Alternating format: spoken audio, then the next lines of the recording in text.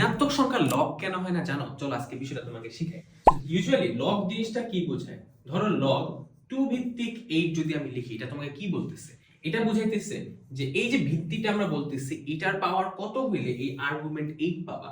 এইটার ভ্যালু যদি আমি 3 বলি, কি মিন করে জানো? এটা সিম্পলিফাইড ভার্সন হচ্ছে এই ভিত্তি 2 এর পাওয়ার যদি আমরা এই 3 বসাই তাহলে আমরা 8 পাবো। এটা হলো আর্গুমেন্ট, এটা হচ্ছে বেস।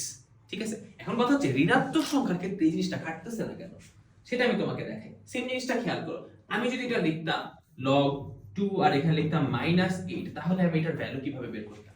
এই সেম জিনিসটা প্রসেসটা এখানে আমরা ফলো করি। সো আমরা এখানে 2 এর পাওয়ার এমন কিছু একটা বসাইতে হবে যার জন্য -8টা আসবে। এটাই তো লগের কথা, যে দেখো এখানে দেখো 2 এর পাওয়ার কত বসাইলে 8 আসবে, এটাই বেসিক্যালি log 2 ভিত্তিক এই কথাটার অর্থ।